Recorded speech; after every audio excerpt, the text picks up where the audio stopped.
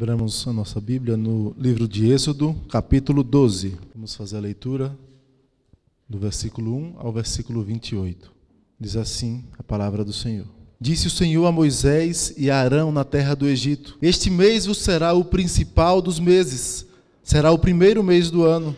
Falai a toda a congregação de Israel, dizendo: Aos 10 deste mês, cada um tomará para si um cordeiro, segundo a casa dos pais, um cordeiro para cada família. Mas se a família for pequena para um cordeiro, então convidará ele o seu vizinho mais próximo, conforme o número das almas, conforme o que cada um puder comer. Por aí calculareis quantos bastem para o cordeiro.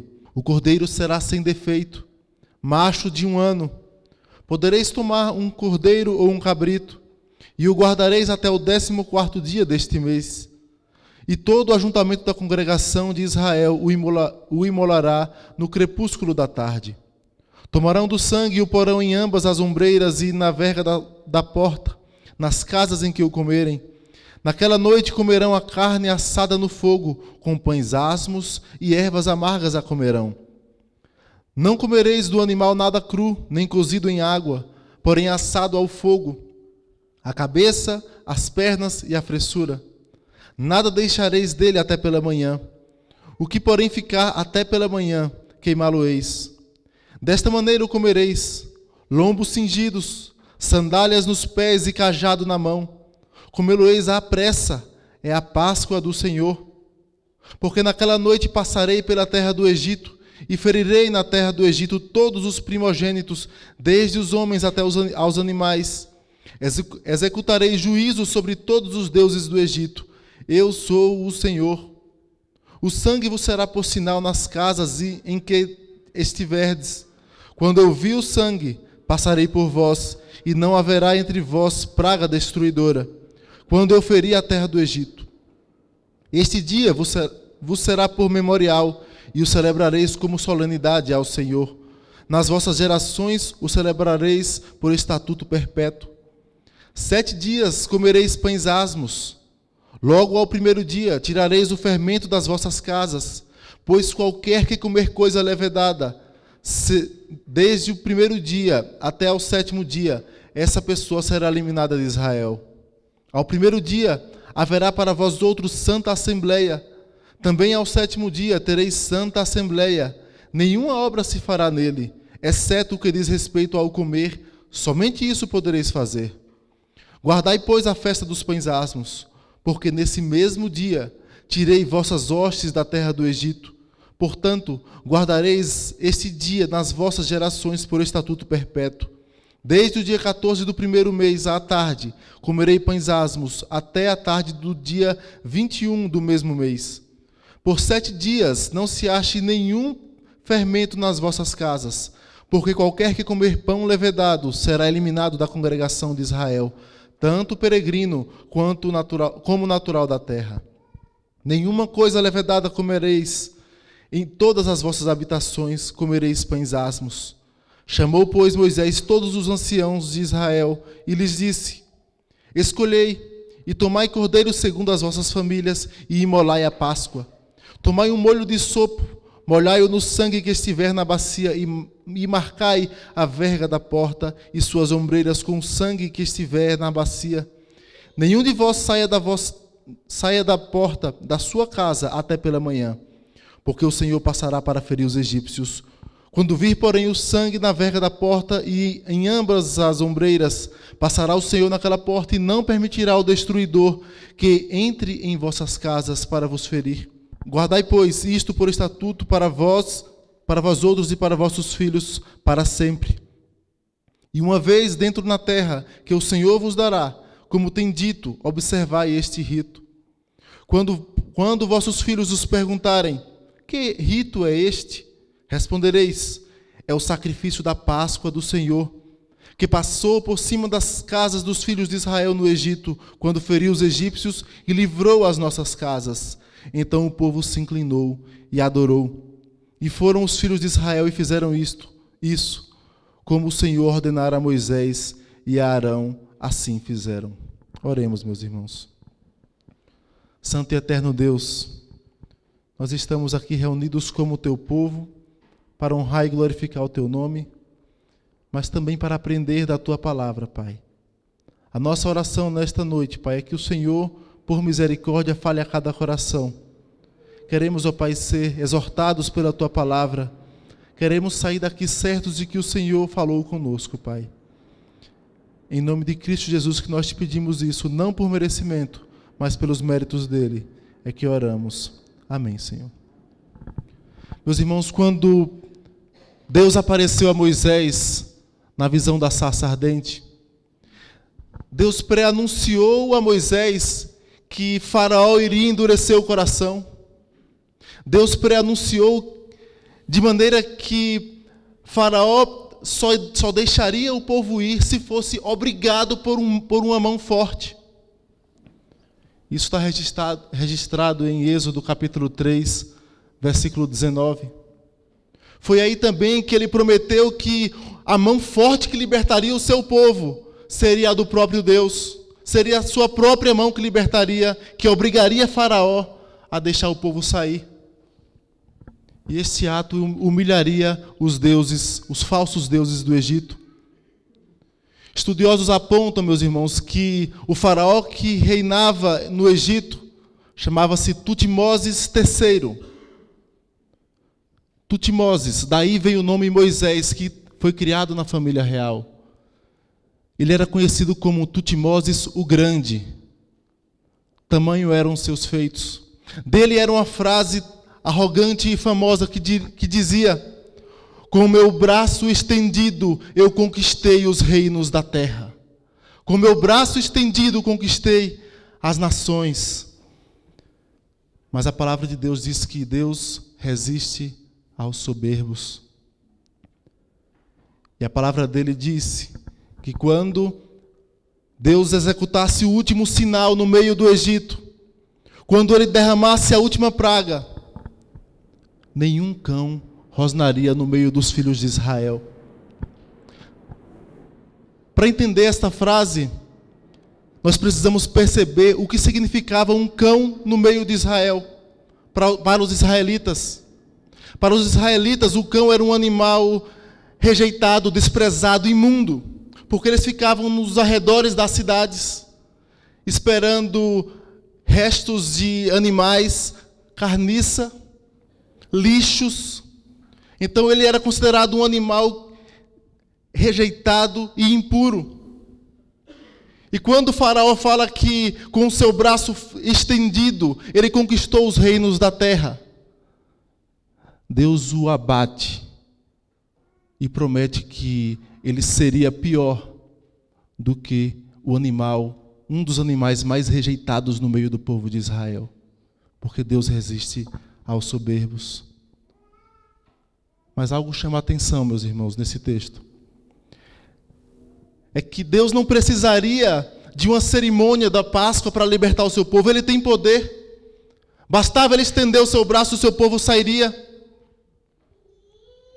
Mas Deus escolheu que o seu povo deveria realizar uma cerimônia com alguns elementos: um cordeiro, pães asmos, ervas amargas. E estes elementos apontavam para algo maior. Apontavam primariamente para algumas lições que o povo tinha que tomar e perceber daquele grande livramento que Deus faria ao povo. Mas apontava, sim, progressivamente para o plano da redenção. E nós vamos ver cada um desses elementos. O primeiro deles, o cordeiro, que na verdade é um filhote de carneiro e ovelha. Versículos 3 e 4, o texto diz assim: falai a toda a congregação de Israel, dizendo: aos 10 deste mês, cada um tomará para si um cordeiro segundo a casa dos seus pais, a casa dos pais, um cordeiro para cada família. Mas se a família for pequena para um cordeiro, então convidará ele seu vizinho mais próximo, conforme o número das almas, conforme o que cada um puder comer. Por aí calculareis quanto bastem para o cordeiro. A partir daqui do versículo 5, nós vamos ver algumas características que Deus estabeleceu deste cordeiro. O texto continua: o cordeiro será sem defeito. É a primeira característica do cordeiro. Meus irmãos, em Êxodo 3, o Senhor fala que viu a aflição do seu povo. E há 2 semanas, quando comentávamos sobre esse texto, nós falávamos que a palavra aflição, ela pode ser traduzida também por pobreza ou miséria. Deus viu a situação de miséria, de pobreza, que gerava tanta aflição no seu povo. Deus viu isso. E quando Deus requer um cordeiro, Ele requer um cordeiro sem defeito. Porque Deus sabia da situação do seu povo. Talvez o povo fosse tentado a dar o pior, a dar o cordeiro defeituoso, a dar aquele que já estava doente, já estava próximo a morrer. Mas Deus, sabendo dessa situação, falou: eu quero o melhor. Eu quero um cordeiro sem defeito, sem mácula, completo, íntegro. Deus exige sempre o melhor do seu povo, meus irmãos. A segunda característica que Deus exige no sacrifício do cordeiro pascal, continua no versículo 5: o cordeiro será sem defeito, macho de 1 ano. Assim como o povo poderia ser tentado a dar um cordeiro manco, doente, o povo poderia ser tentado a dar o mais velho. Um cordeiro de 1 ano, ele estava chegando na idade da reprodução. Ele passaria de ser um cordeiro que merecia cuidados, que dava custos, para ser um cordeiro reprodutor, que daria lucro ao seu senhor. O cordeiro de 1 ano era mais valioso, estava em todo vigor. Deus exige não só o melhor, mas o mais valioso. A terceira característica no versículo 6: e o guardareis até o 14º dia deste mês. Deus manda que o seu povo, além de pegar o cordeiro para sacrificar, antes de sacrificar, separe por cerca de 4 dias. Separe esse cordeiro do rebanho. Isso traz uma ideia de pureza, de santificação, separação, separado para aquele fim. A quarta e última característica do cordeiro está no versículo 46 do capítulo 12. O texto diz assim: o cordeiro há de ser comido numa só casa. Da sua carne não levareis para fora da casa, nem lhe quebrareis osso nenhum. A ordem de Deus era para que nenhum dos ossos do cordeiro fosse quebrado. E isso provavelmente era uma direção à unidade. Assim como a família deveria se reunir para comer do cordeiro pascal, nenhum dos ossos poderiam ser divididos, quebrados. Essa era a ideia. Em resumo, meus irmãos, o cordeiro deveria ser sem defeito, deveria ser o mais valioso do rebanho, deveria estar dentre os melhores, deveria ser separado dos outros, ter a preparação da maneira que Deus separou. O sacrifício desse cordeiro apontava para um livramento que haveria de vir. Eles estavam executando um ato de fé, confiados na graça de Deus que libertaria o seu povo. Não seria um cordeiro que libertaria o seu povo, seria o braço forte do Senhor. Mas Deus, para ensinar o seu povo, para apontar para algo maior no plano da redenção, escolheu um cordeiro para que o povo fizesse isso. O segundo elemento, meus irmãos, são os pães asmos. Versículos 15 ao versículo 20. O texto diz assim: 7 dias comereis pães asmos. Logo ao primeiro dia tirareis o fermento das vossas casas, pois qualquer que comer coisa levedada desde o primeiro dia até o 7º dia, essa pessoa será eliminada de Israel. Ao primeiro dia haverá para vós outros santa assembleia, também ao 7º dia tereis santa assembleia. Nenhuma obra se fará nele, exceto o que se diz respeito ao comer, somente isso podereis fazer. Guardai, pois, a festa dos pães asmos, porque nesse mesmo dia tirei vossas hostes da terra do Egito. Portanto, guardareis este dia nas vossas gerações por estatuto perpétuo. Desde o dia 14 do primeiro mês até à tarde comereis pães asmos, até a tarde do dia 21 do mesmo mês. Por 7 dias não se ache nenhum fermento nas vossas casas, porque qualquer que comer pão levedado será eliminado da congregação de Israel, tanto peregrino como natural da terra. Nenhuma coisa levedada comereis, em todas as vossas habitações comereis pães asmos. Talvez seja um trecho que cause dúvidas. O que o fermento tem que Deus proibiu esse povo durante esse período? Meus irmãos, há pelo menos 3 motivos por que Deus escolheu que o povo não comesse fermento na Páscoa. O primeiro deles era referente à novidade de vida. O povo estava numa vida amarga, sofrida, uma vida de escravo. E eles iriam experimentar uma terra prometida, uma terra nova, uma novidade de vida. E por que o fermento tinha a ver com isso? Porque o judeu fazia o fermento através do pão velho. Ele pegava restos de pães velhos e iam guardando. E colocava de uma forma que ele começava a fermentar. E ele usava esse pão velho que virou fermento e misturava na massa nova. O que Deus estava colocando nesse ato é que eles precisariam abandonar a velha vida. Abandonar as coisas velhas. O segundo motivo pelo qual Deus escolheu que eles deixassem de comer fermento na Páscoa era uma relação com a impureza.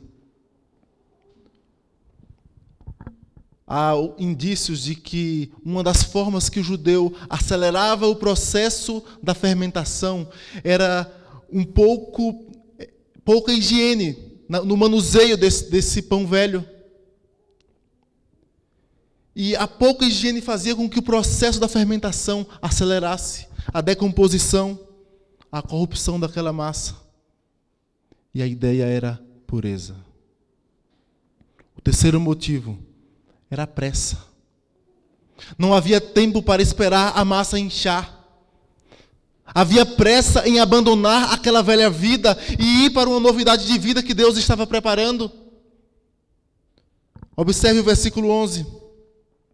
Desta maneira o comereis, lombos cingidos, sandálias nos pés e cajado na mão. Comê-lo-eis à pressa, é a Páscoa do Senhor, porque naquela noite passarei pela terra do Egito e ferirei na terra do Egito todos os primogênitos, desde os homens até os animais. Executarei juízo sobre todos os deuses do Egito, eu sou o Senhor. Havia pressa. Assim, meus irmãos, os pães asmos, ou pães sem fermento, indicava abdicar do pão velho, das coisas velhas, e experimentar novidade de vida, abdicar da impureza e experimentar a santidade, ter pressa em fugir das coisas velhas, do mundo de escravidão. O terceiro elemento, meus irmãos, ervas amargas. Versículo 8, o texto diz: naquela noite comerão a carne assada no fogo, com pães asmos e ervas amargas a comerão.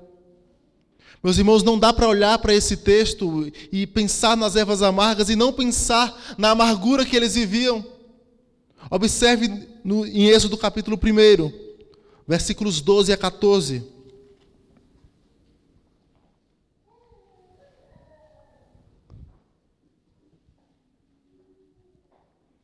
Mas quanto ao mais os afligiam, tanto mais se multiplicavam e tanto mais se espalhavam, de maneira que se inquietavam por causa dos filhos de Israel.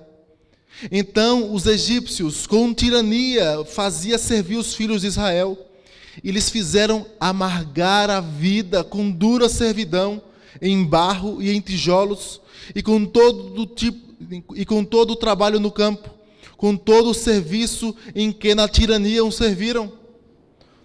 Observe os termos: afligiam, tirania, servir, amargar, dura, trabalho, serviço, tirania.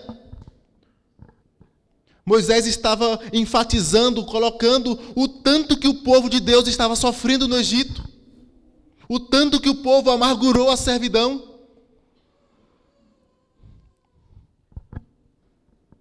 E Deus coloca para eles comerem ervas amargas, provavelmente para que eles se recordassem da amargura. Todas as vezes que eles celebrassem a Páscoa, eles se recordassem da amargura da vida. Mas também havia um outro motivo para as ervas. É porque as ervas amargas que utilizavam os judeus na sua culinária, elas eram geralmente as que tinham mais rápida, eram mais fáceis de preparar. Era a ideia da pressa também. As ervas amargas eram de rápida preparação. A pressa também era o motivo. Além dos 3 alimentos, meus irmãos, que Deus estabeleceu, havia um sinal. Um sinal que partia do primeiro alimento do cordeiro, era o sangue. Havia um sinal que não fazia parte da refeição, mas era um sinal que apontava para o plano da redenção. Observe Êxodo capítulo 12, versículos 23 a 27. Porque o Senhor passará para ferir os egípcios. Quando vir, porém, o sangue na verga da porta e em ambas as ombreiras, passará o Senhor aquela porta e não permitirá ao destruidor que entre em vossas casas para vos ferir. Guardai, pois, isto por estatuto para vós outros e para vossos filhos para sempre. E uma vez dentro na terra que o Senhor vos dará, como tem dito, observai esse rito. Quando vossos filhos vos perguntarem, que rito é este? Respondereis, é o sacrifício da Páscoa do Senhor, que passou por cima das casas dos filhos de Israel no Egito, quando feriu os egípcios e livrou as nossas casas. Então o povo se inclinou e adorou. Páscoa, meus irmãos, significa passar sobre, passar por cima, ou até poupar. Meus irmãos, assim, o sinal era o sangue. O sangue apontava para um sacrifício. O sangue veio do sacrifício do cordeiro imaculado, do cordeiro sem defeito, do melhor do rebanho. Esse sacrifício era requerido por Deus. E ali já estava o conceito de morte substitutiva. O anjo do Senhor passaria com juízo sobre os deuses do Egito. Mas se o povo de Deus desobedecesse e não fizesse o sacrifício do cordeiro, eles também seriam punidos. Era o sangue de um sacrifício derramado que faria a graça de Deus, faria com que a graça de Deus fosse derramada sobre aquele povo. Meus irmãos, a Páscoa, de fato, marcava a libertação do povo de Deus. Marcava a libertação de um povo que viveu escravo, sofrendo, afligido. Mas a Páscoa apontava para algo maior. A Páscoa era apenas uma sombra de algo que Deus estava revelando já ali. Não dá para olhar para a Páscoa e não perceber que ela aponta para a maior das libertações. Não dá para olhar para um sacrifício de um cordeiro sem defeito, imaculado, e não perceber do cordeiro que foi pregado numa cruz. Quando falamos do cordeiro, meus irmãos, observe o que diz o profeta Isaías no capítulo 53, versículos 4 a 7. Certamente Ele tomou sobre si as nossas enfermidades e as nossas dores levou sobre si. E nós o reputávamos por aflito, ferido de Deus e oprimido. Mas Ele foi traspassado pelas nossas transgressões e moído pelas nossas iniquidades. O castigo que nos traz a paz estava sobre Ele, e pelas suas pisaduras fomos sarados. Todos nós andávamos desgarrados como ovelhas, cada um se desviava pelo caminho, mas o Senhor fez cair sobre Ele a iniquidade de nós todos. Ele foi oprimido e humilhado, mas não abriu a boca. Agora observe, como cordeiro foi levado ao matadouro, e como ovelha muda perante os seus tosqueadores, Ele não abriu a boca. Quando Isaías falava sobre Jesus Cristo, sobre o Messias, ele aponta para Cristo como o Cordeiro que foi imaculado pelos nossos pecados. De fato, esse texto apontava para Cristo. João 1, versículo 29, João Batista fala assim: no dia seguinte, viu João a Jesus que vinha para ele e disse: eis o Cordeiro de Deus que tira o pecado do mundo. 1 Pedro 1, 18 e 19, que lemos na liturgia: sabendo que não foi mediante coisas corruptíveis, como prata ou ouro, que fostes resgatados do vosso fútil procedimento que vossos pais vos legaram, mas pelo precioso sangue, como de cordeiro sem defeito e sem mácula, o sangue de Cristo. Pedro estava apontando para a Páscoa, para o Cordeiro imaculado. João 19:36. E isto aconteceu para se cumprir a Escritura: nenhum dos seus ossos será quebrado. Quando Cristo foi morto na cruz, e os soldados, contrariando os romanos que quebravam as pernas, não quebraram as pernas de Jesus, eles estavam cumprindo a profecia do Cordeiro Pascal. 1 Coríntios 5:7. Pois também Cristo, nosso Cordeiro Pascal, foi imolado. Meus irmãos, Jesus Cristo é o Cordeiro de Deus que recebeu sobre si a ira destinada a nós. Se lá no meio do Egito, o povo de Deus recebeu o livramento do anjo destruidor que mataria os primogênitos, o sangue de Cristo pendurado no madeiro nos livra da ira de Deus. Quando olhamos também, meus irmãos, para o fermento, nós lembramos de Cristo. Cristo advertiu várias vezes sobre o fermento dos fariseus, sobre as velhas e falsas doutrinas que eles ensinavam, tradições de homens que invalidavam a lei de Deus. E o apóstolo Paulo também abordou, apontando para a obra de Cristo, falando sobre o fermento. Ele diz lá em 1 Coríntios 5, versículos 7 e 8: lançai fora o velho fermento, para que sejais nova massa, como sois de fato, sem fermento. Pois também Cristo, o nosso Cordeiro Pascal, foi imolado. Por isso celebremos a festa não com o velho fermento, nem com o fermento da maldade e da malícia, e sim com os asmos da sinceridade e da verdade. Paulo está falando sobre a associação com os impuros deste século. E fala: livrai-vos do velho fermento. Lançai fora para que sejais massa, como sois de fato, sem fermento. E no mesmo texto, no versículo 17, ele fala: se alguém está em Cristo, nova criatura é, as coisas velhas já passaram. Lançai fora o velho fermento, o velho homem, as coisas antigas que fazíamos antes de recebermos a Cristo.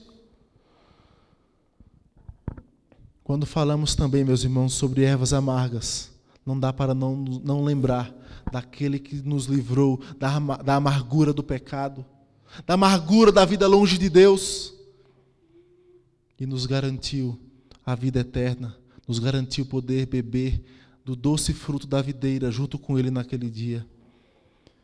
Meus irmãos, a Páscoa não foi uma mera cerimônia instituída por Deus.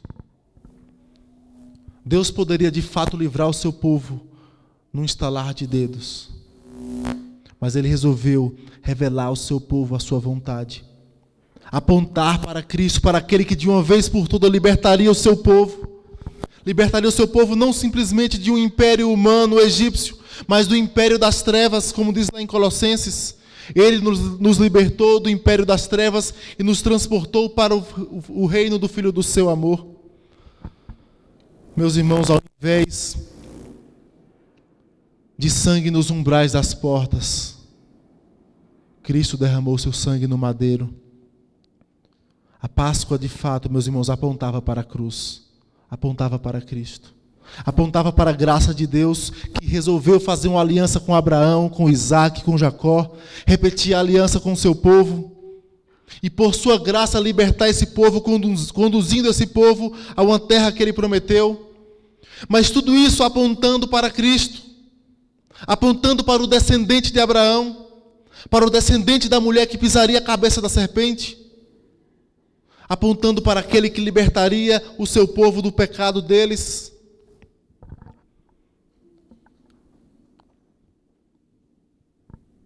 A Páscoa apontava para uma nova vida.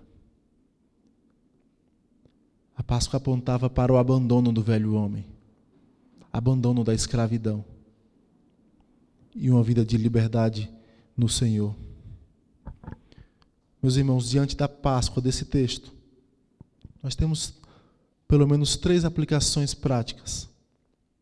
A primeira delas, creia no sacrifício de Cristo.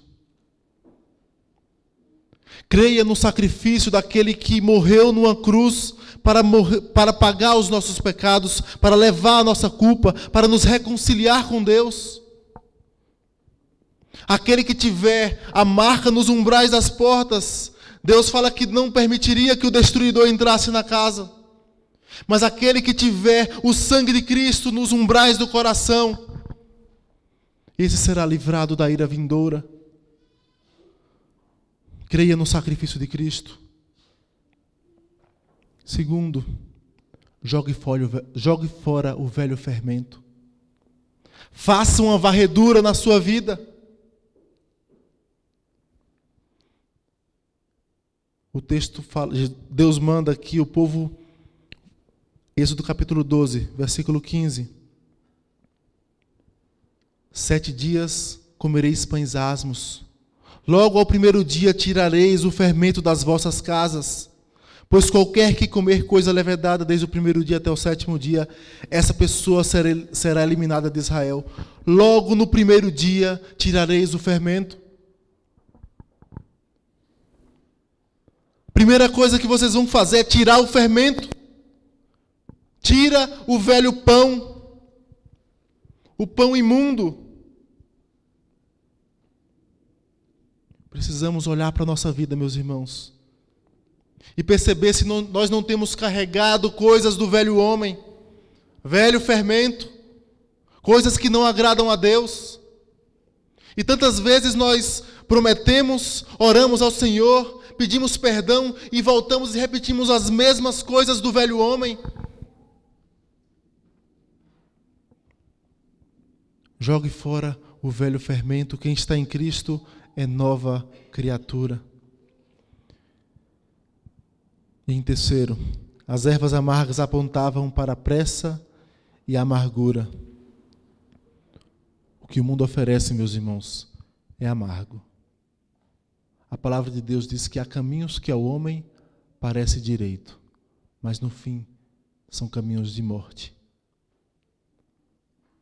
O que o mundo oferece é amargo e vai levar para um lugar de eterna amargura, longe do Senhor.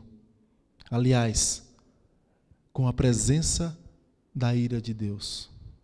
Porque o inferno não é um lugar em que Deus está ausente, porque Deus está em todos os locais. Ele está presente com a sua ira, juízo e justiça.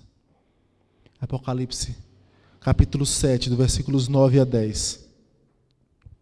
Diz assim: depois dessas coisas, vi, e eis grande multidão que ninguém podia enumerar, de todas as nações, tribos, povos e línguas, em pé diante do trono e diante do Cordeiro, vestidos de vestiduras brancas, com palmas nas mãos, e clamavam em grande voz, dizendo: ao nosso Deus, que se assenta no trono, e ao Cordeiro pertencem a salvação.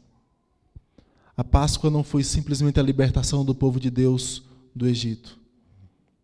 Ela apontava para o Cordeiro de Deus que tira o pecado do mundo. Aquele que tiver a marca do sangue de Cristo, esse estará nesse dia cantando ao nosso Deus que se assenta no trono, e ao Cordeiro pertencem a salvação. Que Deus nos abençoe.